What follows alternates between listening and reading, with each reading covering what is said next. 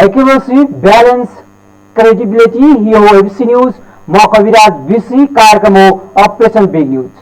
सत्य समाचार खोज्ने, तथ्य प्रस्तुत गर्ने र प्रस्तुतिलाई सन्तुलित बनाउने हाम्रो प्रतिज्ञा हो। यही प्रतिज्ञा पूरा गर्ने खरो प्रयास हो अपरेसन बिग न्यूज। जनसरोकारका हरेक विषयलाई हामी बिग न्यूज बनाउँछौँ र हरेक बिग न्यूजको अन्तर्कथा खोज्दै दर्शकका अगाडि अपरेसन गर्छौँ। फरक समाचार र गहिरो समाचार दिने हाम्रो प्रयास निरन्तर जारी छ।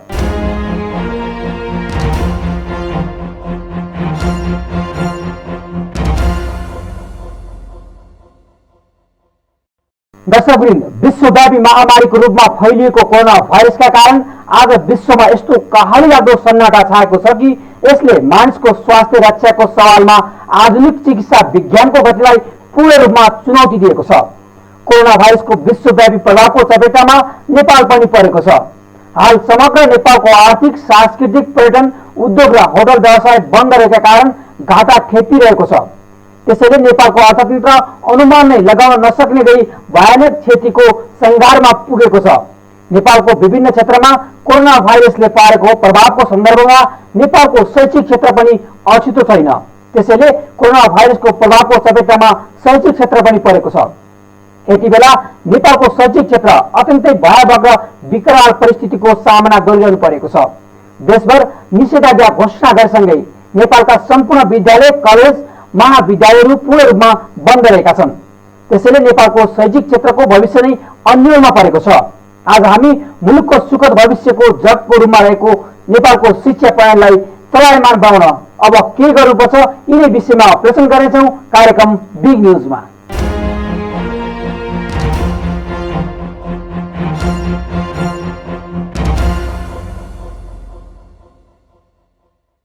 दर्शकवृन्द, दोस्रो लहरको कोरोना त्रास देशैभरि फैलिरहेको बेला विद्यालय बन्द हुँदा पनि दैलेखको दुल्लु नगरपालिकाका सामुदायिक विद्यालयहरूमा वैकल्पिक विधिबाट सिकाइलाई निरन्तरता थालिएको छ।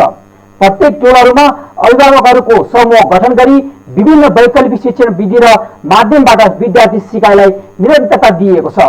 सामुदायिक विद्यालय व्यवस्थापन समिति महासंघबाट 1 लाख र दुल्लु नगरपालिकाको 1 लाख गरी 2 लाखको अक्षय कोष स्थापना गरी कार्यक्रम सञ्चालन गरिएको छ।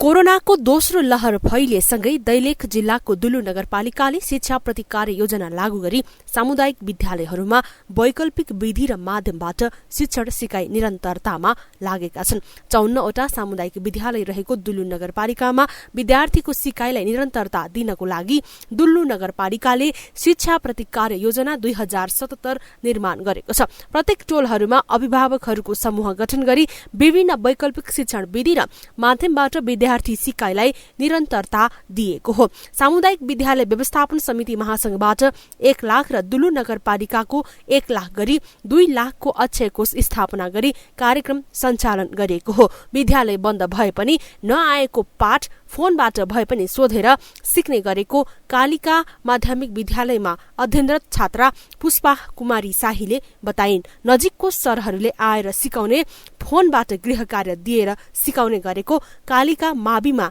कक्षा 9 की छात्रा ललिता कुमारी शाही बताउँछिन्। अरूसँग सल्लाह लिने, भेट्ने, टाइममा गएर अरूसँग सिकाइ माग्ने गर्छने काम गर्छ। हामी सरहरू अलि नजिक हुनुहुन्छ, अलि राम्रोसँग। शिक्षकहरूले मोबाइल मार्फत जानकारी लिएर होमवर्क दिएर पढाइलाई निरन्तरता दिएको दुल्लु नगरपालिका 13 मालिकाकी अभिभावक निता मल्लले बताइन्। घरमा बस्ने अनि त्यसपछि नजाने कुरा सरहरूलाई सोध्ने, कहिलेकाहीँ सम्पर्क गरेर रविन्द्रलाई, अब त्यसपछि पेरेमहरूलाई सम्पर्क गरेर नरेन्द्र सर त टाढा हुनुहुन्छ गरे, त्यही रविन्द्र कहिलेकाहीँ रविन्द्र सर अनि पेरेम सरसँग सम्पर्क गरेर विद्यार्थीको सिकाइलाई पहुँच भएसम्म रेडियो टेलिभिजनको शेड्युल उपलब्ध गराएर फोन मार्फत गृह कार्य दिएर सिकाइलाई निरन्तरता दिएको शिक्षक नगेन्द्र बहादुर भण्डारीले बताए। अब हामीले योभन्दा पहिला त नियमितै क्लास थियो। अब विश्वव्यापी रूपमा फैलिएको कोरोना महामारी कारणले गर्दा प्रत्यक्ष शिक्षण क्रियाकलाप बन्द गर्नुपर्ने भएको हुनाले हामीले मुख्यतया अब फोन र मेसेज मार्फत अनि यो रेडियो र टेलिभिजन मार्फत जुन रेडियो नेपाली प्रसारण गरिरहेको छ र टेलिभिजनबाट त्योबाट पनि विद्यार्थीहरू पहुँच भएसम्म विद्यार्थीहरूलाई हामीले सेड्युल उपलब्ध गराएर यो समयमा सुन्नु अथवा हेर्नु भनेर एक प्रकारले त्यो पनि गरिरहेछ। अर्को कुरा मुख्य कुरा विद्यार्थीले फोन मार्फत भनौँ फोन नम्बर दिएर उनीहरूलाई आवश्यक परेको खण्डमा विद्यार्थीलाई सहजीकरण गर्ने गरिरहेका छन्। कोरोनाको कारण विद्यालय बन्द भएको बेला गत वर्ष पनि फोन र मेसेज मार्फत पढाइलाई निरन्तरता दिएको र अहिले विद्यालय सेवा क्षेत्रभित्र रहेका प्रत्येक टोलहरूमा अभिभावकहरूको प्रत्यक्ष संलग्नतामा टोल समिति गठन गरी प्रत्यक्ष फोन मेसेज मार्फत गृह कार्य र परियोजना कार्य दिएर सिकाइलाई निरन्तरता दिएको कालिका देवी माध्यमिक विद्यालयका प्रधानाध्यापक रामप्रसाद खनालले बताए। कोरोनाको महामारी बढ्दै गइसकेपछि दुल्लु नगरपालिका अन्तर्गतको सिकाइ निरन्तरता अभियान अन्तर्गत हामीले केही टोल समूह गठन गरेका छौँ जहाँ अभिभावकहरूको प्रत्यक्ष सहभागितामा अनि त्यहाँ तत्कालीन रूपमा विद्यार्थीहरूलाई त्यो टोलमा योभन्दा अगाडि पनि एक ठाउँमा बस्न लगाएर उनीहरूलाई अब गृह कार्य मार्फत परियोजना कार्यहरू दिएर त्यसरी कार्यक्रम सञ्चालन गर्ने गरेका थियौँ भने अब हामी यो फोन र मेसेज मार्फत विद्यार्थीलाई प्रत्यक्ष सम्पर्कमा टेलिफोन सम्पर्कमा जोडेर विद्यार्थीका सिकाइमा आएका समस्याहरूलाई समाधान गरिदिने गरी हामीले त्यस्तो कार्यक्रम सञ्चालन गरेका छौँ। विद्यालय बन्द भएपछि विद्यार्थीको शिक्षण सिकाइ निरन्तरता दिनका लागि शिक्षा प्रतिकार योजना निर्माण गरी कार्यान्वयन गरिएको, अक्षय कोष स्थापना गरी कार्यक्रम सञ्चालन गरिएको, विद्यालय प्रशासन नियमित सञ्चालन गर्न निर्देशन दिएको, फोनको माध्यमबाट रचनात्मक तरिकाले विद्यार्थीको सम्पर्कमा रही विद्यार्थीले नजानेको कुरा फोनबाट सोध्ने र सिकाउने गरिएको दुल्लु नगरपालिकाका शिक्षा अधिकृत विकास जङ शाहीले जानकारी दिएका छन्। विद्यालय अस्ति 13 गतेदेखि बन्द भइसकेको अवस्था छ अनि विद्यालय प्रशासन नियमित रूपमा सुचारू राख्ने र शिक्षकहरूलाई चाहिँ रचनात्मक शैलीमा विद्यार्थीको सम्पर्कमा रहेर शिक्षण सिकाइलाई निरन्तरता दिने भन्ने चाहिँ छ। त्यसमा चाहिँ हामीले के प्र्याक्टिस गरेका छौँ भन्दाखेरि फोनको माध्यमबाट विद्यार्थीसँग शिक्षक र विद्यार्थीको सम्पर्क गराएर गृह कार्य दिने, नबुझेका नजानेका कुराहरू विद्यार्थीले शिक्षकलाई सोध्ने र शिक्षकले फोनबाटै समाधान गर्ने यो प्र्याक्टिस चाहिँ हाम्रो चाहिँ अहिले चलिरहेको छ र हामीले आउने दिनहरूमा यो सियुजी सेवा विस्तार अब लगभग हामी छिटै गर्छौँ, 2-4 दिनभित्र हामी यो सियुजी सेवा विस्तार पनि गर्छौँ र प्रत्येक विद्यालयमा आधारभूत माध्यमिक विद्यालयमा चाहिँ यो इन्टरनेट सेवा जडानको लागि पनि हामी लागिरहेका छौँ। एबीसी रिपोर्टर उदय राज अधिकारी, दैलेख।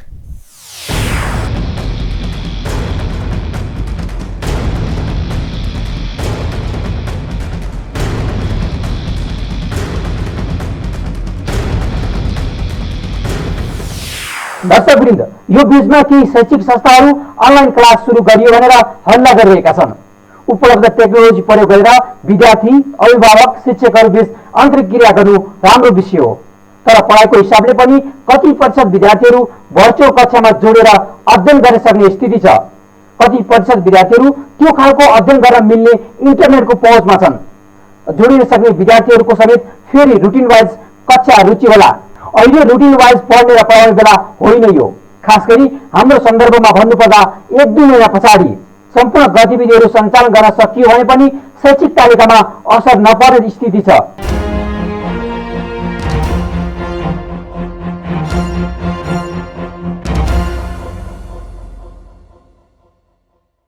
कोरोनाको महामारीपछि भौतिक उपस्थितिमा विद्यालय सञ्चालन गर्ने र शैक्षिक कार्यक्रम सञ्चालन गर्न सम्भव नभएपछि वैकल्पिक शिक्षाको कार्यक्रम ल्याइए, तर प्रभावकारी भने हुन सकेको छैन। विभिन्न पूर्वाधारको अभावमा विद्यार्थीहरू अध्ययनलाई निरन्तरता दिन सकिरहेका छैनन्। यसो हुँदा जिल्लाको शैक्षिक अवस्था अन्यलपूर्ण बन्दै गएको छ।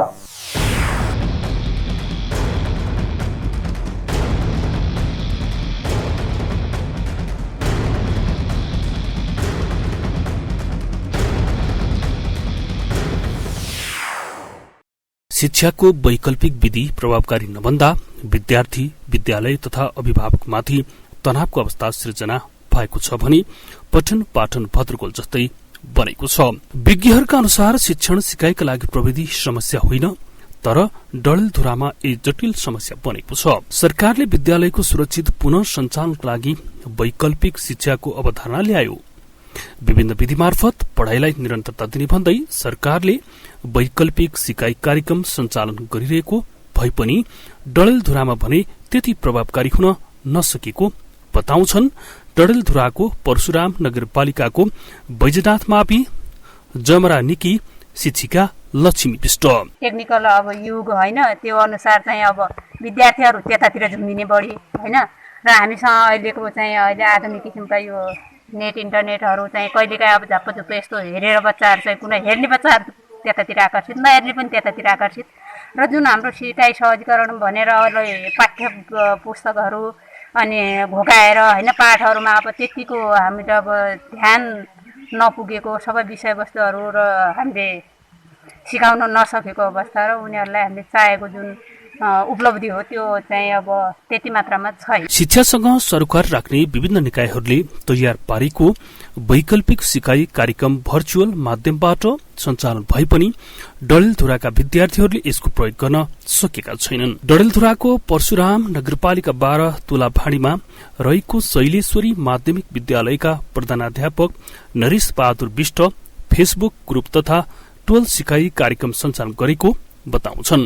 यो वैकल्पिक मध्ये हामीले नेट इन्टरनेट का माध्यमबाट विद्यार्थीहरूको सिकाइ सहजीकरण को प्रयास गरेका छौँ। अथवा विद्यार्थीहरूमा नेट इन्टरनेटको पहुँच त्यति नभएको कारणले हामी सामान्यतया यो फेसबुक पेजहरू अथवा ग्रुपहरू बनाएर त्यो ग्रुपमा विद्यार्थीहरू तथा अभिभावकहरूसँग उनीहरूलाई जोडेर त्यसमा केही सिकाइ सामग्रीहरू राख्ने, उनीहरूको प्रतिक्रिया लिने र अर्को कुरा हामीले अभिभावक समूहहरू गठन गरेका छौँ। प्रत्येक टोलमा अभिभावक समूहहरू गठन गरेका छौँ। सेवा क्षेत्रमा हाम्रो 7वटा अभिभावक समूहहरू छन्। ती अभिभावक समूहलाई पनि हामीले अभिभावकलाई बढी सक्रिय गराएका छौँ, क्रियाशील गराएका छौँ। सामुदायिक विद्यालय स्तरमा पर्याप्त मात्रामा इमेल इन्टरनेटको पहुँच छैन। मल्टिमिडियाबाट अध्यापन गराउन भने जस्तो सजिलो छैन। तर विपदको समयमा सामुदायिक विद्यालयका बालबालिकाहरू इन्टरनेटको माध्यमबाट अध्ययन गरिरहेको शैलेश्वरी माध्यमिक विद्यालयका विद्यार्थीको भनाइ छ। कोरोनाको कहरले हाम्रो पठन पाठन ठप्प भएको अवस्थामा हामीले मैले त्यो पठन पाठनलाई अध्ययनलाई वैकल्पिक माध्यमहरूद्वारा निरन्तरता दिइरहेको छु। नेट इन्टरनेटमा रहेका युट्युबमा रहेका अडियो भिडियो अध्ययन सामग्रीहरूलाई अध्ययन गरेर रेडियो तथा एफएमहरूका माध्यमबाट होइन सो अध्ययन गरेर जस्तै पुराना प्योर कपीहरू, नोट कपीहरू, अन्य पुराना बुकहरू पढेर मैले चाहिँ यसमा सबैभन्दा बढी प्राथमिकता सो अध्ययनलाई दिएको छु। वैकल्पिक माध्यमबाट आफ्नो पढाइलाई निरन्तरता दिइरहेको अवस्था हो।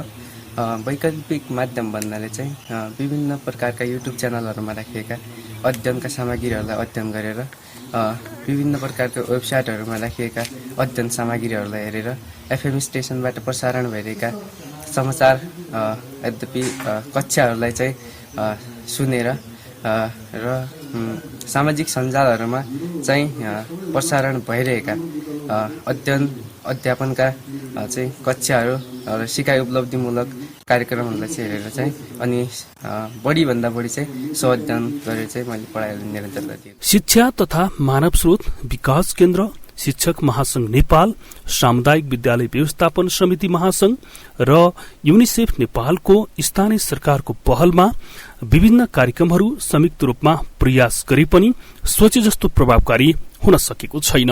हाम्रो शैक्षिक सत्रको अन्तमा यो चाहिँ कार्यक्रम भए हुनाले यो कोभिडले चाहिँ प्रभाव पारेको हुनाले अब त्यो रेडियो पाठशाला हामीले सञ्चालन गर्न सकेको छैन। अहिले हामीले ग्रुपिङ सामान्य कम्युनिटी बेसमा चाहिँ पठन पाठनको लागि त्यो कार्यक्रम राखिएको छ र अहिलेसम्म भइराखेको छ। र त्यस्तै गरेर हामीले नगरपालिकाको एउटा जाने सञ्जाल मेसेजबाट पनि केही जानकारी जाने यसरी दिने गरेर शिक्षक विद्यार्थीहरूको बीचमा जाने त्यो एक किसिमको सञ्जाल बनाएर त्यसरी चाहिँ जानकारी दिने गरिन्छ। एबीसी रिपोर्टर लोकेन्द्र ओझा, डडेलधुरा।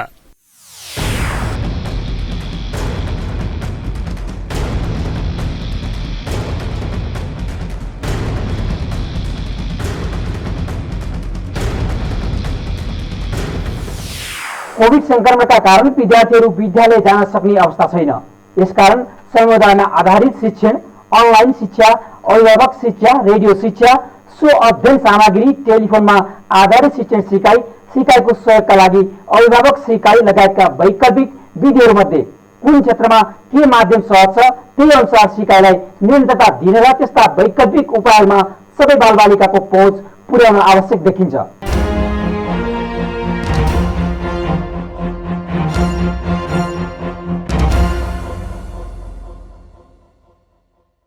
सरकारले देशैभरमा असार 1 गतेदेखि वैकल्पिक एवं भर्चुअल प्रणाली मार्फत पठन पाठन सञ्चालन गर्ने जनाएको छ। तर प्रविधिजन्य सामग्रीको अभाव लगायतका विभिन्न समस्याका कारण सबै क्षेत्रमा वैकल्पिक शिक्षा प्रभावकारी हुन सकेको छैन। तर स्थानीय तहलाई परिचालन गर्दै सबै खालका वैकल्पिक प्रणाली मार्फत शैक्षिक सत्रलाई अगाडि बढाउन शिक्षाविदहरूले सुझाव दिँदै आएका छन्।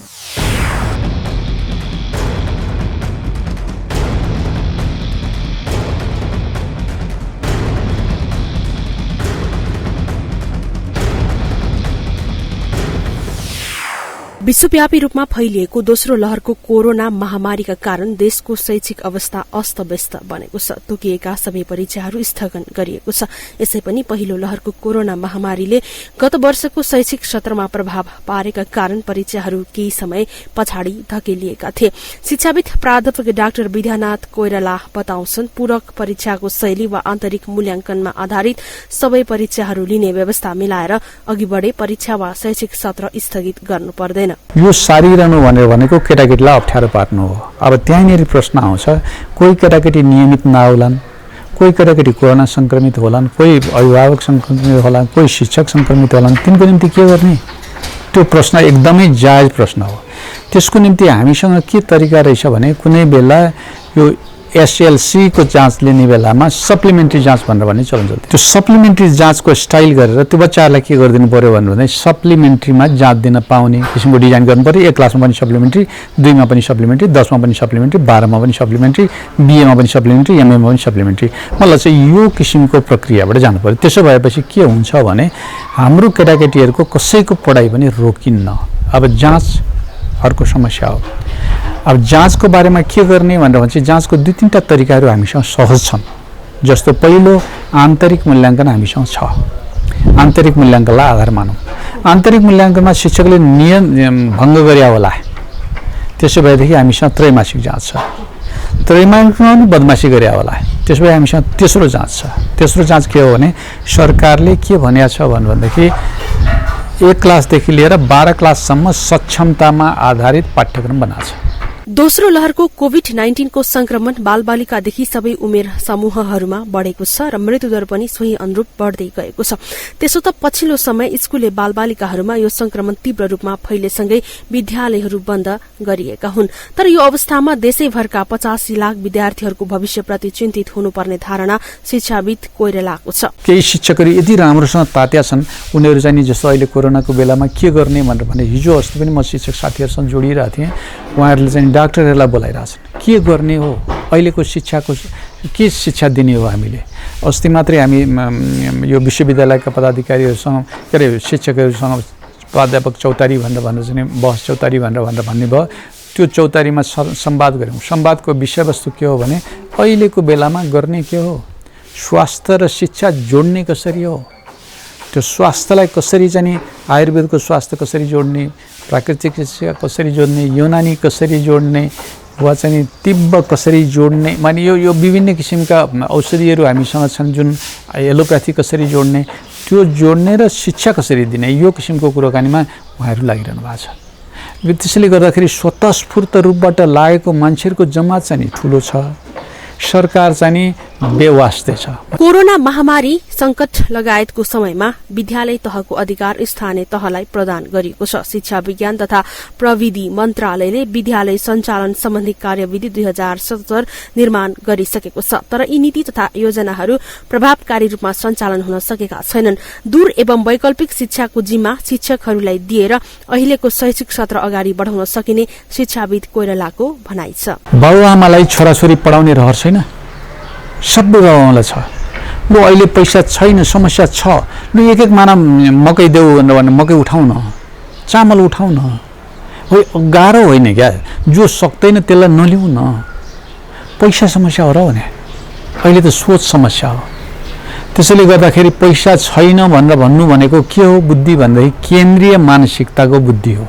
जनपरिचालन गर्न सकिँदैन भन्ने किसिमको हात छोडाइको बुद्धि हो। अब एकचोटि विचार गरेर हेर्नुहोस् त, अहिले नै कोरोनाको कालमा सरकारले गर्न सक्यो सकेन त्यो आफ्नो ठाउँमा होला, निजी तहमा चाहिँ मान्छेहरू लागेको हेर्नुहोस् त। नेपालगञ्जमा भद्रमैला उहाँको अभियानमा जुन किसिमको अभियान चलाउनु हो, उहाँको सम्माननीय कामधन्दा हो। निजी मान्छेहरूले कसैले 10 करोड, कसैले 2 करोड, कसैले 5 करोड पैसा हालिरहेछन्, त्यो सम्माननीय कुराकानी हो। व्यक्तिगत रूपमा मान्छेहरू कुदिरहेछन्, सम्माननीय कुराकानी हो। त्यसलाई त आह्वान गर्नु पर्यो नि त सरकारले त।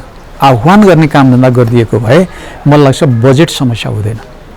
त्यसमाथि पनि स्थानीय सरकारसँग पैसा छ, अहिले पैसा समस्या होइन।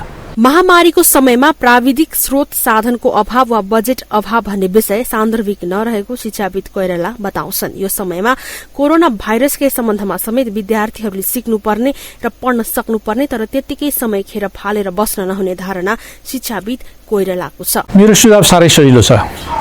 क्यालेन्डर ठ्याक्कै नबिगार्ने, चैतमा भर्ना गर्ने भनेपछि चैतमै भर्ना गर्ने, वैशाखमा भर्ना गर्ने वैशाखमै गर्ने, असारमा भने असारमा गर्ने, एउटा टुङ्गो गरौँ। त्यो बेलामा हडताल होला, त्यो बेलामा बाढी जाला, पहिरो आउला, भैँचालो आउला, अथवा कोरोना आउला, वा जे आउला आओस्, त्यो उसको काम हो। त्योसँग हाम्रो केही रोकटाक छैन। त्यो बेलामा विकल्प के त वा पूरक कक्षा के त, यो पूरकको जिम्मेवार शिक्षक हो, प्राध्यापक हो भन्ने हिम्मत चाहिँ गर्नुपर्छ। त्यो हिम्मत गरिदियो भनेर भनेदेखि एउटा बाटो हुन्छ। यो मलाई लाग्छ एउटा त्यो मेरो सुझाव हो। दोस्रो, अहिले यो हुँदैन सकिँदैन भन्ने बोली चाहिँ नि अभिभावकले पनि नबोलोस्, शिक्षकले पनि नबोलोस्, विद्यार्थीको नेताले पनि नबोलोस्, राजनीतिज्ञले पनि नबोलोस्। के बोलोस् भने मैले यसो गर्दा मेरो एउटा पुस्ताको जिन्दगी बर्बाद हुन्छ। कोरोना महामारीका कारण शिक्षा क्षेत्रमा निरन्तर प्रभाव पर्दै आएको छ। यो समयमा बालबालिकादेखि सबैको शिक्षा खस्कदै जानु शिक्षाविद र सरोकारवालाहरूको लागि चिन्ताको विषय बनेको छ। कोरोनाका कारण बिग्रदै गएको शैक्षिक सत्रले भावी दिनमा पनि थप असर पुग्ने देखिएको छ। तसर्थ कसरी हुन्छ सबै खाले माध्यम र स्रोत साधनको प्रयोग गरी महामारी बीचमै पनि शिक्षा क्षेत्रलाई अगाडि बढाउनेतर्फ सरकार र सरोकारवालाहरूको ध्यान जान आवश्यक छ। क्यामेरा पर्सन ध्रुव अधिकारीका साथमा एबीसी रिपोर्टर सपना थामी, काठमाडौँ।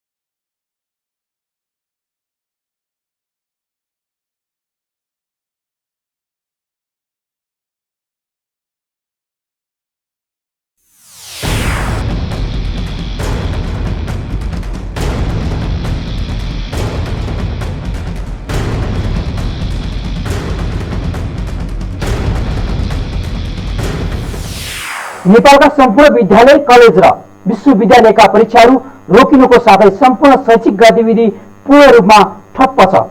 फलस्वरूप परीक्षाको तयारीमा रहेका लाखौं विद्यार्थी आफ्नो शैक्षिक भविष्य के होला कस्तो होला भन्ने मनोवैज्ञानिक दोधार र अन्यलमा परेका छन्। यसकारण हाल नेपालको सम्पूर्ण विद्यार्थीको भविष्यमाथि नै प्रश्न उठेको छ। हालको यस्तो विषम परिस्थितिमा विद्यार्थीहरूलाई कसरी शैक्षिक क्रियाकलापमा व्यस्त बनाइराख्ने भन्ने सन्दर्भमा ध्यान दिन जरुरी देखिन्छ। नेपालको शिक्षा प्रणालीलाई मुलुकको सुखद भविष्यको जगको रूपमा लिइन्छ। त्यसैले मुलुकको सुखद भविष्यको जगको रूपमा रहेको शिक्षा प्रणालीलाई यस्तो सङ्कटपूर्ण अवस्थामा समेत अध्यावधिक र नियमित गर्न सकिन्छ भन्ने सन्दर्भमा विद्यार्थी आन्दोलनबाट स्थापित अनुभवी र योग्य नेतृत्व रहेको शिक्षा मन्त्रालयले समयमै अग्रसरता देखाउन आवश्यक छ। नेपालको शिक्षा क्षेत्रभित्रको यो डरलाग्दो सङ्कटको यस घडीमा नेपालको शैक्षिक प्रणालीलाई कोमामा पुग्न नदिन हेलचेक्राइ नगर्नु नै उत्तम देखिन्छ।